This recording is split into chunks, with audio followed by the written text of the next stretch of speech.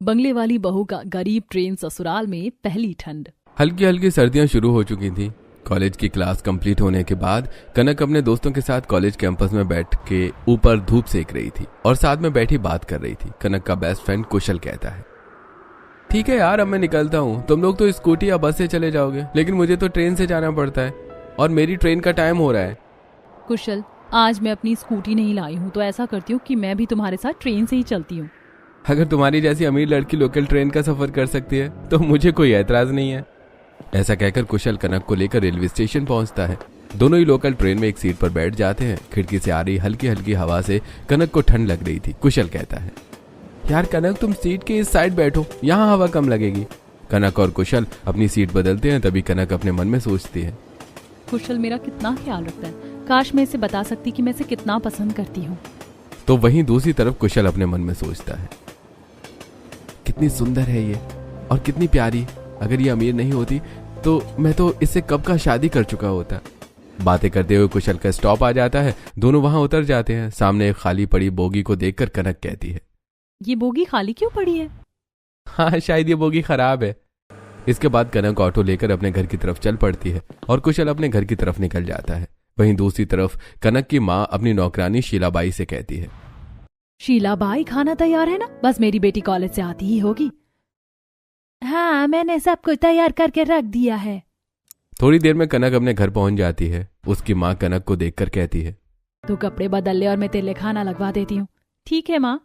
कनक अपने रूम में जाती है और अपना बड़ा सा कबर्ड खोलकर अपने कपड़े बदलती है। उसके बाद डाइनिंग टेबल पर आती है। डाइनिंग टेबल पर लगे हुए खाने में भिंडी को देखकर कनक कहती है, ये क्या माँ, तुम्हें पता है ना कि मैं भिंडी नहीं खाती और ये चावल तो बिल्कुल ठंडे हैं, मैं खाना नहीं खाऊंगी।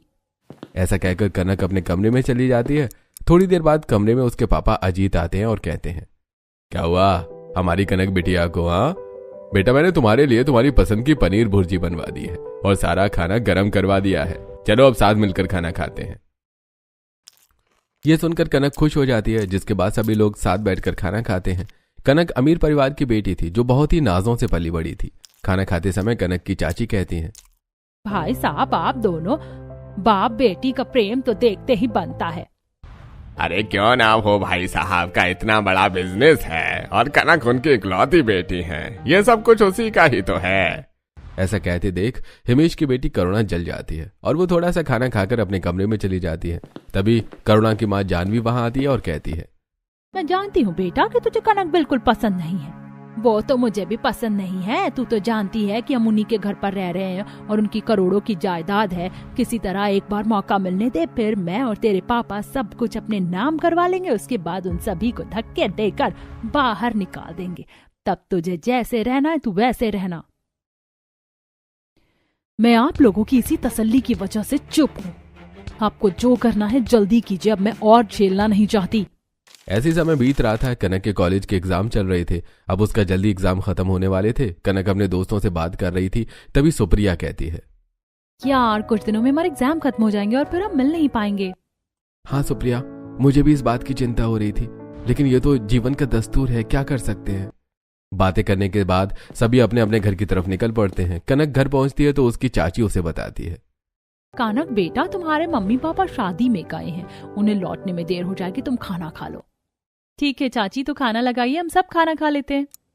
कनक सभी के साथ खाना खाती है और अपने कमरे में आराम करने लगती है। तभी उसे एक कॉल आता है और सामने से उसे कोई कहता है कि उसके माता पिता का रोड एक्सीडेंट हो गया है और उसके माँ और पिता की मौके पर ही मौत हो गई है। सभी लोग वहां पहुंचते हैं। कनक बहुत रोती है, माँ पापा क्या हो गया? पापा उठो ना माँ। अंत में चाचा चाची और कनक मिलकर कनक के माता पिता का अंतिम संस्कार कर देते हैं। उसके माता पिता का देहांत हुए लगभग 1 महीना बीत चुका था। कनक बहुत उदास रहने लगी थी। एक दिन कनक की चाची कनक के कमरे में आती है और कहती है, कनक बेटा, तुम्हें बताया था ना कि चाचा जी तुम्हारे रिश्ते की बात चला रहे हैं। रिश्ते के लिए लड़का और उसके घर वाले आ गए, तुम तैयार होकर बाहर आ जाओ। कनक अपनी चाची के कहने पर तैयार होकर बाहर आती है तो वो देखती है कि सामने एक अधेड़ उम्र का लड़का बैठा है और साथ ही उसके माँ बाप भी बैठे हैं। देखने से लड़का और उसकी फैमिली बहुत ही गरीब लग रहे थे। ये देखकर कनक गुस्सा होते हुए कहती है, आप लोगों को शर्म नहीं आती? इस बुढ़े के साथ आप मेरा रिश्ता पक्का करना चाहते हैं? अरे अपनी जुबान को काबू में रख। हम जो चाहेंगे तुझे वही करना पड़ेगा। हमारा फैसला है कि तुझे इसी लड़के से शादी करनी पड़ेगी। आपकी गलतफहमी है चाचा जी। मैं ऐसा हरगिज नहीं करूंगी। पिताजी ने आपको यहाँ पर रखा हुआ था, मैं चाहूँ तो इस घर से आप सभी को निकाल सकती हूँ, ये बात मत भूलना। ये बात सुनकर कनक के चाचा चाची और करुणा हंसने लगती हैं। तब करुणा कहती है, तुम गलतफहमी में हो कनक, वो पुरानी बात हो गई। मम्मी पापा ने तो बहुत पहले ही तुम्हारा सब कुछ अपने नाम करवा लिया था, हमें तो बस एक मौके का इंतजार था। और अब हम जैसा चाहेंगे तुम वैसा ही करोगी, वरना तुम्हें हम इस घर से निकाल देंगे। आप लोग मुझे क्या इस घर से निकालोगे, मैं खुद ही इस घर को छोड़कर जा रही हूँ। और कनक इस तरह घर छोड़कर बाहर निकल जाती है। कनक अपने घर के पास एक पार्क में पहुंचती है और वहां बैठकर रोने लगती है। तभी उसे कुशल की याद आती है। वो कुशल को फोन लगाती है और वहां बुला लेती है। कुशल वहां आता है तो कनक उसे सारी बातें बताती है। ये सुनकर कुशल कहता है, कनक तुम बुरा मत मानना, मैं तुम्हें बहुत दिनों से कुछ कहना चाहता था पर हिम्मत नहीं हुई। वो दरअसल मैं तुम्हें बहुत पहले से पसंद करता हूँ, लेकिन तुम बहुत अमीर हो इसलिए मैं खुद को रोक लिया। अगर तुम्हें ऐतराज ना हो तो मैं अभी तुमसे मंदिर में शादी करना चाहता हूँ। कनक कुशल को बहुत पहले से पसंद करती थी, इसलिए वो ये सुनकर हाँ कर देती है। दोनों ही पास के मंदिर में शादी कर लेते हैं। अब कनक कुशल को अपने घर की तरफ लेकर चल पड़ता है। कुशल कनक को उस लोकल ट्रेन में ले जाता है। थोड़ी देर बाद वो लोग उस रेलवे स्टेशन पर पहुंच जाते हैं जहां से कुशल का घर पास ही था। कनक को फिर से वो खाली रेल की बोगी दिखाई देती है, जिसे देखकर कनक कहती है, अरे कुशल, ये खाली बोगी अब तक यही है, मुझे लगा सरकार ने इसको यूज कर लिया होगा। नहीं नहीं कनक, मुझे तो लगता है ये किसी भी काम की नहीं है, इसीलिए यहाँ पड़ी हुई है। वैसे मेरा घर पास ही है, अब यहाँ से हमें पैदल ही चलना होगा। अब कनक और कुशल दोनों रेलवे स्टेशन से थोड़ी दूर चलकर एक छोटे से घर के सामने पहुंचते हैं, जिसे देखकर कुशल कहता है, कनक हमारा घर बहुत छोटा है, तुम्हें यहीं रहना होगा। तभी कनक देखती है कि घर के सामने कुशल की बहन कीर्ति आरती की थाली लेकर खड़ी थी। तो वहीं उसके पीछे कुशल के पिता, उसकी माँ, उसकी भाभी और भाभी की बेटी भी खड़ी थी। इन्हें देखकर कीर्ति कहती है, आओ भाभी, हम तो कब से आपका इंतजार कर रहे हैं। कनक कुशल की तरफ देखती है तो कुशल कहता है, अरे दरअसल कनक मैंने फोन करके इन लोगों को सारी बातें बता दी थी। तभी पीछे से कोमल सामने आती है और एक सुंदर सा गुलाब का फूल कनक को देती हुई कहती है, चाची ये खूबसूरत गुलाब मेरी खूबसूरत चाची के लिए। कनक वो फूल लेकर थैंक्स कहती है और कोमल को देखकर मुस्कुराती है। तभी मालती कहती है, अरे बेटा बात ही करती रहेगी, अब बहू का स्वागत करके उसे अंदर भी लाएगी। अब कीर्ति अपनी भाभी की आरती उतारती है और उससे अंदर लाकर बैठा देती है। कनक देखती है कि ये लोग एक छोटे से 3 कमरे के घर में रहते हैं। तब तक कनक की जेठानी सीता उसके लिए चाय और गरम गरम पकौड़े लाती है। सभी लोग साथ मिलकर चाय पीते हैं और पकौड़े खाते हैं। वो लोग पकौड़े खा रहे थे कि तभी वहां पर ट्रेन की जोर जोर से आवाज आती है। तब कनक के ससुर संदीप कहते हैं, बहू तुम्हें इन ट्रेनों की आवाज की आदत डालनी पड़ेगी, क्योंकि हमारे यहाँ से हर थोड़ी देर में कोई ना कोई ट्रेन गुजरती रहती है। अगले दिन कनक उठकर रसोई में जाती है तो देखती है कि मालती और सीता दोनों मिलकर चाय और समोसे बना रही थी। साथ ही बाबूजी उन्हें छोटे छोटे पैकेट में पैक कर रहे थे। ये देखकर कनक कहती है, ये क्या माँ जी, इतने सारे समोसे किस लिए? अरे बहू, कुशल ने तुम्हें बताया नहीं, कुशल के पिताजी रेलवे स्टेशन पर चाय और समोसे बेचते हैं, बस उसी के लिए ये सब कुछ बना रही हूँ। मालती जल्दी जल्दी चाय बनाकर केतली में भरती है और समोसे पैक करके टोकरी में भरकर कुशल के पिताजी को दे देती है और वो उसे बेचने के लिए चले जाते हैं। थोड़ी देर बाद कुशल कहता है, अच्छा अब मैं भी चलता हूँ, आज मेरा इंटरव्यू है, अगर मैं इंटरव्यू में पास हो गया तो मेरी जॉब लग जाएगी। हाँ Kushal, wish you all the best. Kushal interview के लिए चला जाता है और कनक अपनी जिठानी के कामों में उसकी मदद करवाने लगती है। बातों ही बातों में कनक सीता से पूछती है, सीता भाभी, आपके पति कहाँ हैं? यह सुनकर सीता बहुत उदास हो जाती है और कहती है, वो अब इस दुनिया में नहीं है। 2 साल पहले लंबी बीमारी से उनकी मृत्यु हो गई। तब हमारे पास इतने पैसे नहीं थे कि हम अच्छी तरह उनका इलाज करवा पाते। यह सुनकर कनक को बहुत बुरा लगता है। कनक बात को टाल देती है और सीता के साथ खाना बनवाने लगती है। वो दोनों का साथ में खाना बना रही थी। तभी बाहर से कुछ लोगों की जोर जोर से आवाज आने लगती है। कनक कहती है, अरे भाभी, बाहर इतना हल्ला क्यों हो रहा है? कनक, हमारे घर से थोड़ी ही दूरी पर रेलवे क्रॉसिंग है, लेकिन वहां पर अभी तक कोई बैरियर नहीं लगा, इसीलिए आए दिन कोई ना कोई एक्सीडेंट वहां होता ही रहता है। आज भी कोई एक्सीडेंट हुआ होगा, इसीलिए इतना हल्ला हो रहा है। वो लोग बाहर आकर देखते हैं तो वहां एक गाय का एक्सीडेंट हो गया था। कनक कहती है, भाभी, ये तो गवर्नमेंट की लापरवाही है, यहाँ तो जल्द से जल्द बैरियर लगना ही चाहिए। शाम को जब कुशल घर वापस आता है तो सभी को बताता है, माँ, पिताजी, मेरी जॉब लग गई है, कल मुझे ऑफिस जाना है। मुझे बहुत खुशी है कि पिताजी ने मुझे इतनी मेहनत से पढ़ाया लिखाया, मुझे काम नहीं करने दिया। अब मैं जॉब करके पिताजी के खर्चे में उनकी मदद करूंगा। चाचा फिर तो आप हमें मिठाई खिलाएंगे ना? हाँ मेरी प्यारी बच्ची, मैं तुझे मिठाई जरूर खिलाऊंगा। वो लोग बहुत खुश थे। ऐसे एक महीना बीत जाता है। ठंड काफी बढ़ रही थी। रेलवे स्टेशन के आसपास खुला होने की वजह से हवाएं और ज्यादा चल रही थी और ठंड भी ज्यादा लग रही थी। एक दिन कुशल के पिताजी शाम को चाय और समोसे बेचकर आए तो वो बहुत बुरी तरह कांप रहे थे। मालती ने जल्दी से उन्हें पलंग पर लेटाकर कंबल उड़ा दिया, लेकिन उनकी ठंड कम नहीं हो रही थी। वो बहुत बुरी तरह से कांप रहे थे। सीता उनके पैर मल रही थी तो कनक उनके हाथ मल रही थी। तभी कुशल भी वहां पर आ जाता है। वो उन्हें छूकर देखता है, फिर अपनी माँ से कहता है, पिताजी को तो तेज बुखार है, इन्हें तुरंत किसी अच्छे डॉक्टर को दिखाना होगा। हाँ बेटा, लेकिन इतने पैसे तो हमारे पास है नहीं। हाँ माँ, तुम सही कहती हो, लेकिन पिताजी को दिखाना तो होगा ना। तुम रुको, मैं कुछ करता हूँ। उसके बाद कुशल अपने बॉस को फोन लगाता है और उनसे कुछ पैसे उधार ले लेता है और अपने पिताजी को डॉक्टर के पास ले जाता है और उनका इलाज करवाता है। डॉक्टर उनका ट्रीटमेंट करने के बाद कुशल को कहता है, देखिए कुशल, वैसे तो मैंने इन्हें दवाइयां और इंजेक्शन दे दी है, लेकिन इन्हें ठंड से बचाना जरूरी है, इसलिए मैं तो कहूंगा कि अभी इन्हें घर से बाहर मत निकलने दीजिए। अब कुशल अपने पिताजी को घर लेता है और अपनी माँ से कहता है, माँ, पिताजी को आराम की जरूरत है, अब इन्हें बाहर नहीं जाने देना। बेटा, बात तो तू सही कह रहा है, लेकिन अगर तेरे पिताजी समोसे और चाय नहीं बेचेंगे तो हमारे घर का खर्चा कैसे चलेगा? तू भी तो अभी अभी नौकरी पर लगा है और तेरी पेमेंट भी नहीं मिली। उसके ऊपर से तूने कर्ज कर लिया है। अब तो पहले वो कर्जा देना पड़ेगा।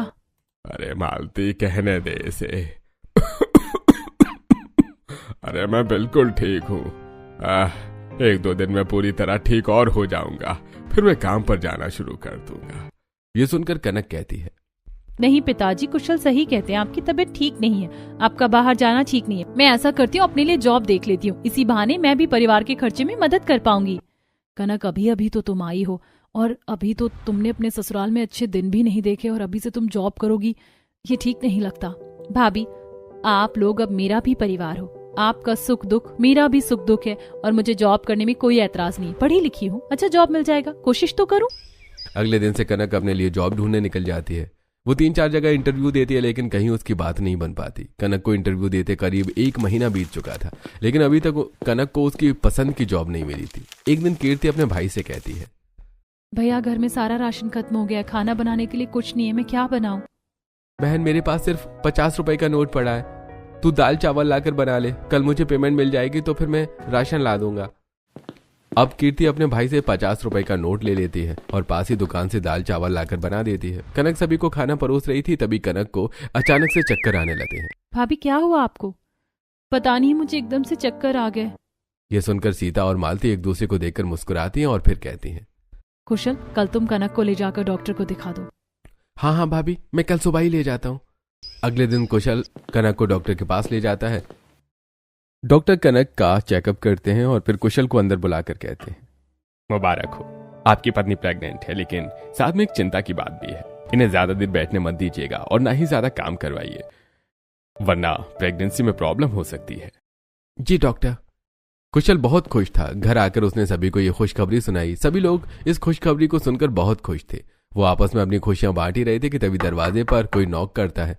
कुशल बाहर जाता है तो बाहर 2 आदमी दरवाजे पर खड़े थे, जो उसे कागज देकर और कुछ बात करके वहां से चले जाते हैं। कुशल अंदर आता है और उदास होकर सभी से कहता है, माँ, पिताजी, हमें गवर्नमेंट की तरफ से इस घर को खाली करने का ऑर्डर मिला है। यहाँ पर एक्सीडेंट की वजह से अब बैरियर लगाया जाएगा। हमें कल इस घर को खाली करके जाना होगा। फिर जब सरकार यहाँ पर बैरियर लगा लेगी तो हमें इस घर का मुआवजा मिलेगा। हे भगवान, हमारे पास तो रहने के लिए कोई और जगह है ही नहीं, हम भला कहाँ जाएंगे? मालती, भगवान को जो मंजूर होता है वही होता है, कुछ ना कुछ तो हो ही जाएगा। हमें घर खाली करने का ऑर्डर मिला है तो हमें घर खाली ही करना पड़ेगा। अपना अपना सामान पैक कर लो और डेट से पहले हम ये घर खाली कर देंगे। समय आ जाता है। सभी लोग उदास मन से अपना अपना सामान पैक करके शाम होते ही अपना सामान लेकर घर से निकल जाते हैं और रेलवे स्टेशन की बेंच पर आकर बैठ जाते हैं। रात हो रही थी, ठंडी हवाएं जोर जोर से चल रही थी और संदीप को खांसी भी आ रही थी। उसके पास जाने के लिए कोई घर नहीं था। तभी कोमल कहती है, माँ, मुझे बहुत ठंड लग रही है, कहीं तो चलो ना, हम यहाँ कब तक बैठेंगे? तभी अचानक कनक को ट्रेन की वो बोगी याद आती है जो खाली पड़ी थी। तो कनक कुशल से कहती है, कुशल, याद है रेलवे स्टेशन की वो बोगी जो बेकार पड़ी थी? वो अभी भी वहां पर होगी शायद। इस वक्त रुकने के लिए वो सबसे अच्छी जगह होगी। चलो हम चलकर देखते हैं। तुम ठीक कहती हो, चलो हम उसे चलकर देखते हैं। फिर सभी लोग अपने अपने हाथों में सामान उठाकर उस बोगी की तरफ चल पड़ते हैं। आगे जाकर कनक देखती है कि वो बोगी वहीं पर खड़ी थी। कनक बोगी के अंदर झांक कर देखती है तो वो खाली थी। फिर कनक सभी को अंदर बुला लेती है। सभी लोग अंदर जाते हैं और वहां पर बोगी में लगी हुई सीट पर बैठ जाते हैं। बोगी के अंदर ठंड कम थी इसलिए सबको थोड़ी राहत मिलती है। तब कीर्ति कहती है, माँ ये तो रहने के लिए बहुत अच्छी जगह है। ऐसा करते हैं कि जब तक हमें हमारा घर वापस नहीं मिलता हम यहीं रहेंगे। बिल्कुल सही कह रही है ये माँ जी, इससे अच्छी रहने की जगह हमें कहीं और नहीं मिलेगी। वैसे भी अभी हमारा इतना बजट नहीं है कि हम किराए का घर ले सके, और मुआवजा मिलने में कितना समय लगता है इसका कोई भरोसा नहीं। जब तक हमें सरकार से मुआवजा नहीं मिल जाता या फिर हम कोई किराए का घर लेने लायक पैसे इकट्ठा नहीं कर लेते तब तक हमको यहीं रहना होगा। ठीक है बहू, इस बोगी की साफ सफाई भी करना पड़ेगा। तू अपना सामान खोल ले और उसमें से झाड़ू पोछे का सामान निकाल कर सब मिलकर इस बोगी की सफाई कर लेते। और कीर्ति, तब तक तू इस बेंच पर अपने पिताजी का बिस्तर डाल दे, वो सो जाएंगे। उनकी तबीयत वैसे भी ठीक नहीं है। अब कीर्ति, सीता और कनक अपना अपना सामान बोगी में एक तरफ रख देती हैं और झाड़ू पोछा करके सामान निकालती हैं। तीनों मिलकर पूरी बोगी को साफ सफाई करती हैं, झाड़ू लगाती हैं, जाले निकालती हैं और बोगी में पोछा लगाकर साफ करती हैं। तभी कनक देखती है कि खिड़कियां खुली हैं और खिड़कियों से बहुत हवा आ रही है। खिड़की की कांच टूटी हुई थी। अब कनक सीता से कहती है, सीता भाभी जरा पोटलियां खोलकर चादर तो निकालो, हम इन खिड़कियों में चादर बांध देते हैं ताकि हवा अंदर ना आए। अब सीता पोटलियां खोलकर उसमें से चादर निकालती है और सीता और कनक मिलकर खिड़कियों पर चादर बांध देती हैं। लेकिन तब भी रात बढ़ने के साथ साथ ठंड बढ़ रही थी। तभी अचानक संदीप कांपने लगता है। ये देखकर कुशल कहता है, लगता है पिताजी की तबीयत फिर बिगड़ रही है। भैया मौसम भी तो कितना ठंडा हो रहा है, ये बोगी भी कितनी ठंडी लग रही है। हाँ कीर्ति, तुम सही कहती हो। ऐसा करते हैं, हम बाहर चलते हैं, आसपास पड़ी हुई लकड़ियां बीन कर लाते हैं और यहाँ पर आग जला लेते हैं, उससे हमें राहत मिलेगी।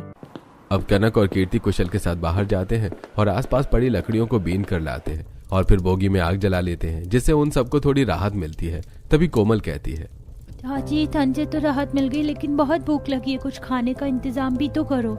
कुशल, कोमल सही कह रही है। तुम ऐसा करो कि तुम कुछ ईंट ला दो, हम उसी को जोड़कर चूल्हा बना लेंगे। अब कुशल बाहर जाता है और कुछ ईंट लेकर आता है और साथ में कुछ और लकड़ियां भी लेकर आता है। कीर्ति आग जलाकर दाल चावल बनाती है और सीता चटाई बिछाकर सभी के लिए दाल चावल लगा देती है। सभी ट्रेन की बोगी में बैठकर दाल चावल खाते हैं। फिर कनक कहती है, माँ पिताजी, मैं आप सबका बिस्तर लगा देती हूँ, ये आग काफी देर जलेगी, आप लोग चैन से सो जाइए, कल सोचेंगे कि क्या करना है। इतने बड़े घर की बेटी होकर भी तुम्हें रत्ती भर भी घमंड नहीं है। ऐसा लगता ही नहीं कि तुम हमारा हिस्सा नहीं हो, ऐसा लगता है कि तुम सालों से हमारे साथ रह रही हो। हाँ बहू, सीता सच कह रही है। मेरे भी सपने थे कि मैं अपनी नई बहू को बहुत सुख दूंगी, लेकिन किस्मत ने ऐसी ठोकर मारी कि हमें हमारे घर से ही निकाल दिया। अरे ऐसे समय पर मेरी भी तबीयत ठीक नहीं है, मैं ही सबके लिए कुछ कर सकता। अरे आप लोग इतनी चिंता क्यों करते हैं? मैं आप सबके साथ बहुत खुश हूँ। रात बहुत हो चुकी है, हमें सो जाना चाहिए, कल सोचेंगे कि क्या करना है। अब सभी बिस्तर लगाकर बोगी में सो जाते हैं। अगले दिन जब वो लोग सोकर उठते हैं तो कनक की भी तबीयत ठीक नहीं होती। ये देखकर सीता कहती है, कनक की तबीयत ठीक नहीं है और साथ में पिताजी को भी बुखार है, इन दोनों को डॉक्टर को दिखाना होगा। भाभी, आज मेरी पेमेंट मिलेगी तो मैं पिताजी और कनक दोनों को ही डॉक्टर को दिखा दूंगा। बेटा, डॉक्टर की फीस तो बहुत ज्यादा होती है और दवाइयों का खर्चा भी बहुत है। तू ऐसा कर, सिर्फ कनक को दिखा दे, मुझे रहने दे। नहीं पिताजी, आपकी तबीयत भी ठीक नहीं है, आपको भी दिखाना पड़ेगा। शाम को कुशल अपनी पेमेंट लेकर आता है और कहता है, माँ, मैंने बॉस से पिताजी के इलाज के लिए पैसे लिए थे तो उनका उधार उन्हें दे दिया, बाकी की पेमेंट बची है जिससे मैं कनक और पिताजी का इलाज करवा लेता हूँ। ऐसा कहकर कुशल कनक और अपने बाबूजी को डॉक्टर के पास ले जाता है और उनका इलाज करवाता है। कनक देखती है कि कुशल की सारी पेमेंट खर्च हो गई थी और घर में राशन भी खत्म होने वाला था। ये देखकर कनक कहती है, सीता भाभी, आखिर हम रेलवे स्टेशन पर ही रह रहे हैं, क्यों ना हम पिताजी का बंद काम फिर से शुरू करें, समोसे और चाय फिर से बनाएं और इस बार पिताजी की जगह हम दोनों बहुएं स्टेशन पर निकलकर समोसे और चाय बेचें। इससे हमारा काम भी चलेगा और हमारे पास थोड़े बहुत पैसे भी आ जाएंगे। तुमने तो मेरे मुंह की बात छीन ली, मैं भी यही सोच रही थी। तो आज से ही हम समोसे और चाय बनाकर बेचना शुरू करते हैं। अगले दिन कुशल के ऑफिस जाने के बाद सीता कनक के साथ जाकर अपने पास बचाकर रखे गए कुछ पैसों से पड़ोस की दुकान जाकर शक्कर, चाय पत्ती, दूध, डिस्पोजल वाले कप, समोसे के लिए मैदा, आलू, हरी धनिया और कुछ मसाले खरीद कर ले आती है। फिर चूल्हा जलाकर वो समोसे बनाकर टोकरी में रखती है और फिर चाय बनाती है। उसके बाद सीता अपनी सास से कहती है, माँ जी, आप पिताजी और कोमल का ख्याल रखिए, हम दोनों अभी चाय और समोसे बेच कर आते हैं। माँ, चाची, मैं भी आप लोगों के साथ चलूंगी, मैं भी आप लोगों के साथ समोसे और चाय बेचने। ठीक है कोमल बेटा, तुम चलो। कीर्ति, तुम यहीं रहकर माँ और पिताजी का ख्याल रखो। अब वे लोग अपने समोसे और चाय लेकर रेलवे स्टेशन पर पहुंचते हैं, जहां पर ट्रेन आने वाली होती है। तब तक ये लोग एक टेबल रखकर उस पर अपने समोसे और चाय रख देती हैं और आवाज लगाती हैं, चाय ले लो, गर्मा गर्म चाय, समोसे ले लो, गर्मा गर्म समोसे। थोड़ी ही देर में काफी सारे ग्राहक उनकी दुकान पर इकट्ठा हो जाते हैं और चाय और समोसे खाने पीने लगते हैं। कोमल भी लोगों को चाय देने में उनकी मदद कर रही थी। शाम तक उनकी अच्छी कमाई हो जाती है और वो घर आती है। तब तक कुशल भी घर आ चुका था। सीता अपनी सास से कहती है, माँ, कनक के आइडिया ने तो कमाल कर दिया। आज हमारे चाय और समोसे बहुत अच्छे बिके। अब हम रोज चाय और समोसे बनाकर बेचेंगे। भगवान ने चाहा तो जल्द ही हम पैसे इकट्ठा करके किराए का घर ले लेंगे। वो लोग ये बातें कर ही रहे थे कि तब भी वहां एक ऑफिसर आकर कहता है, मैं पिछले कई दिनों से आप लोगों को यहाँ रहते हुए देख रहा हूँ। मैंने सोचा कि बेचारे गरीब लोग हैं, उनके पास सिर छुपाने की जगह नहीं होगी, इसलिए यहाँ रह रहे हैं।